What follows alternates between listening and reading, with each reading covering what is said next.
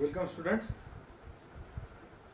In this session we will continue our remaining that portion megasporangium or ovule. Now see here, this structure is the structure of megasporangium. We call it as a ovule. Mega means a big, spore. This one egg, it is a big spore, and this egg big spore formation. Big spore means no doubt it is microscopic in nature, like pollen grain. Both pollen grain and this megaspore they seen in microscope. But one we call it as a microspore because it is uncountable. That is the pollen grains, and this spore is countable. One, this one egg, it is countable, due to which we call it as a megasporangium. Geum means one, like this. In this one ovule structure, in this megasporangium, this egg which is there, this one is a megaspore. Now see the structure of ovule. Ovule, this one, this is a structure which is present here in these ovary. This ovule, it consists of main two part. One stalk, or we call it as a funicle. This one, stalk or funicle, and this structure complete. This structure we call it as a body of ovule. Now this funicle, this one, or this stalk, attached with the ovary wall by a fertile tissue. This one is the fertile tissue of ovary, and where there is a fertile tissue of ovary, this stalk or this funicle get attached. That attachment or that point we call it as a placenta. Placenta is nothing but the arrangement of ovule inside the ovary by this fertile, this tissue which formed by the ovary, and this fertile tissue, this vascular tissue supply water and food material to this developing this structure. We call it as ovule, in which this lastly egg formation takes place. By the process we call it as megasporogenesis by meiosis, cell division.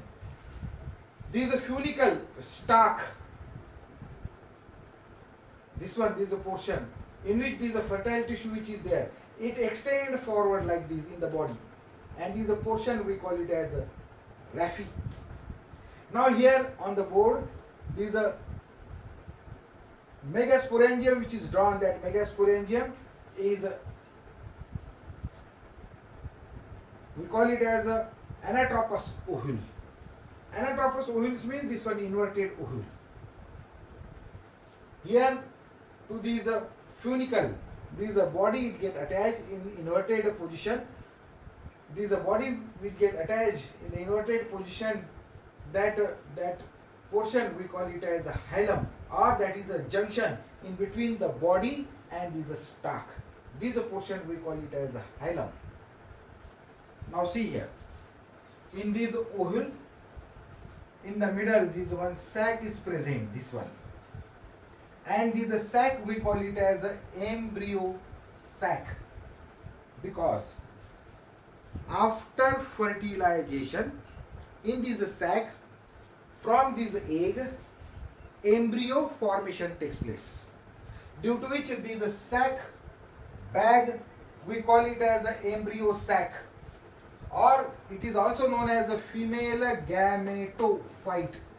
It is a female gametophyte, female gamete, in which it is a female gamete form, gametophyte, in which this female gamete is present, female gamete. This one is the egg, that is a female gamete. In case of animal, sperm and ovum, these are the two gamete. Sperm, male gamete, egg, female gamete. In case of plant, two male gamete in the pollen grain, pollen tube, or in the pollen grain, and this one is the female gamete. Female gamete. Phyte means plant structure, plant body. This formation of these embryo sac in case of these angiospermic plant, it is a monosporic, means it formed by only single cell. The single cell which is present in the megasporangium, that a single cell undergoes a meiosis cell division, and lastly this form this structure we call it as egg. We call it as because this egg formed by only single cell, or these all these embryo sac which consist of 7 cell and 8 nucleated formed by only one single cell, due to which we call it as a mono. Mono means one sporic. It is a monosporic in nature. Then this embryo sac is endosporic. Endosporic means inside one cell all these events, that is a formation of or that process of megasporogenesis get complete in one cell, inside one cell, due to which it is a endosporic. And this embryo sac is a 7 cell. 7 cell means one cell, second cell, third, fourth, fifth, sixth, and this cell. 7 cell. 1, 2, 3, 5, 6, 7, and this one comes this big cell. That is this embryo sac. It is 7 cell and 8 nucleated. 8 nucleated, 1 nucleus, second nucleus, third nucleus, fourth nucleus, fifth nucleus, fifth nucleus, sixth nucleus, 7 nucleus, and 8 nucleus. 3, 3, 6, 7, and this is 8. So it is a 7 cell and 8 nucleated, like this structure, this embryo sac. This embryo sac is surrounded by this tissue, and these tissue are very important tissue in case of this megasporangium or ovule. And these megasporangium which is surrounded with these tissue, that tissue we call it as a nucellus. In the ovule, nucellus play a very important role. This nucellus is a nutritive tissue. It provides nutrition to the developing embryo sac. This nucellus, it is a nutritive tissue because in this nucellus reserve food material is present. This nucellus is also known as a megasporangium proper. This nucellus is also known as a megasporangium proper. We call it as a megasporangium proper. Now, this nucellus, it is made up of a diploid parenchyma cell. In this nucellus, diploid parenchymatous cells are present. And in this diploid parenchymatous cell, this reserve food material is present, and this reserve food material supply to these developing these embryo sac. Now, in case this nucellus, it is of two types. One we call it as a crassive nucellate ovule, and second we call it as a tenu nucellate ovule. This crassive nucellate ovule consists of a massive nucellus. Massive nucellus is present in case of this crassive nucellus type of what? This ovule. But in case of this tenu nucellate type of ovules, here develop a nucellus. Means here nucellus get developed like this. Now in some cases, this perisperm is present. Perisperm is nothing but a remnant. We call it as a remnant. Means after utilization of these nucellus by this embryo sac, here a papery structure remains in the ovule or in the seed. That is a remnant of what? These remnant of this nucellus. We call it as a perisperm.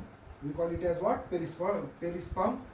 Found in case of a bit, found in case of a black pepper, and found in case of these mirabilis jalapa. Next, nuclear beak formation takes place. Nucellar beak formation takes place. Sometimes what happens? This is a nucellar tissue which is present surround this embryo sac. It comes out here in the form of like this beak. In this micropyle. That beak we call it as a nucellar beak. It come out in micropyle. For example, in case of this cucurbitaceae, in case of cucurbits, kakdi, such a type of nucellar beak is also present here in the micropylar region or micropyle or micropylar end. Now, these nucellus surrounds with these two, like these covering, known as integument. Known as what? Integument. And these integument are of different type in different plants. Integments, in some plant it is a unitechnic, in some plant it is a bitechnic, in some plant it is a atechnic, and in some plant it shows the aryl. Integument, in some plant it is a unitechnic. Uni means only one. In this diagram, one and this is a second, two like these integuments are present. But there are some examples in which only one like this, only one integument is present. That is, we call it as ovule consists of only one integument known as a unitechnic. There are some ovule in which like these two integuments are present. This integument, majority of plant they show such type of integument. We call it as a bitechnic. Bi means two integument. Then atechnic integument means there are some examples in which these integuments are totally absent. Only this nucellus is present. These embryo sacs surround with this nucellar tissue. These integuments are totally absent. Such type of what ovule we call it as what? This atechnic, like this. And there are some aerial type of, means this aerial type of means integument get formed from the base of what? This is a funicle. It covers this we call it as nucellus. Then we call it as a aerial type of what? Integuments, like this. Now see here, in the middle one sac is present. That sac we call it as embryo sac. Towards the one end, this end of this ovule we call it as a chaliceal end or chaliza end, chaliceal end, which is opposite to the micropylar end. This end we call it as a chaliceal end. Mean which end? This is a nucellar tissue, this one, where ends, and the integuments where ends here. This is a portion we call it as a chaliceal end. And second end, that end we call it as a micropylar end, like this. In these embryo sac, 1, 2, 3, these are 3 cells are present. That cells we call it as antipodal cells. Antipodal cells, opposite to this egg, antipodal finger, small, like these 3 cells are there. These cells are non-functional, get disintegrate after fertilization. Then in the middle here, one and this is one, two nucleus is present. These are two nucleus, we call it as a polar nuclei. In the formation of this embryo sac, one cell from one pole, this one, or one nucleus from one pole, this one comes here in the middle, and one nucleus from this another pole come in the middle, due to which one pole, another pole, due to which these two nuclei we call it as a polar nuclei. And after fertilization or before fertilization also in some cases, these two nuclei get fused with each other and form one nucleus. Then if these two nuclei fuse with each other and forms one single nucleus, then we call it as a secondary nucleus. Before fertilization this event takes place. And here towards the micropylar end, in the middle this important structure get formed, we call it as egg, or we call it as a oosphere or oospore. This one is the egg. This egg is a big spore, megaspore. In one structure, this ovule, known as a megasporangium, that is ovule. This one is a megaspore, egg. It is important structure. From this embryo formation takes place in the future. And this egg surrounds with these two supportive cells known as synergids. Synergids are two supportive cells full of water. It helps in the process of what? Fertilization. We will see in the next video. And this egg and this synergid together we call it as egg apparatus. What is it? Egg apparatus. Now this integument, they are discontinuous towards this egg apparatus site, towards the egg portion. This small minute opening is present, known as a micropyle. And this pile means small opening. It is microscopic in nature. Very small opening is there, and it is formed in between this integument. Means this integument is not continuous here and here. It forms a small pile. That pile we call it as a micropyle. And this micropyle, it is present towards the micropylar end. And this micropylar end or this micropyle always present towards egg, towards this egg apparatus. Where the egg apparatus is there, towards that end only here micropyle is present. That is the rule. That is what? Rule. So this is all about these we call it as a structure of ovule. That is the structure of Anatropous ovule or structure of Megasporangium. We call it as an inverted ovule, found in near about 82% of a plant. Found in about 82% of plant. It rotates in 180 degree like this, due to which it is inverted. That inverted, this ovule we call it as Anatropous ovule. We call it as what? Like this, Anatropous ovule, inverted ovule. So ovules are of different type according to their structures. One we call it as Orthotropous ovule. Second we call it as Anatropous ovule. This one. Third one we call it as Hemianatropous ovule. Fourth one we call it as Campylotropous ovule. Next, fifth one we call it as Amphitropous ovule, and last one we call it as Cercinotropous ovule. It is important as far as the NEET exam is concerned. Orthotropous ovules. Orthotropous ovules means what?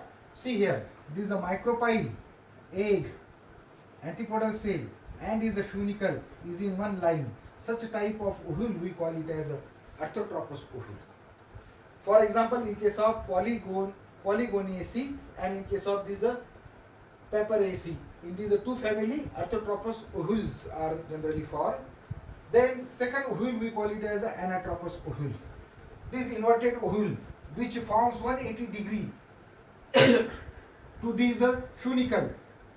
Such type of ovule we call it as Anatropous ovule, or the funicle and these micropyle, they lie side by side very close with each other. Such ovules we call it as Anatropous ovule. Majority of plant, near about 82% of plant in which such type of ovules are formed, we call it as Anatropous ovule. Next, Hemianatropous ovule. Hemianatropous ovule, see here, this one is the funicle, and the body of these ovule, it forms a 90 degree to this funicle of this ovule. Such type of ovule we call it as a Hemianatropous ovule. What is it? Hemianatropous ovule. Hemi, half, like this.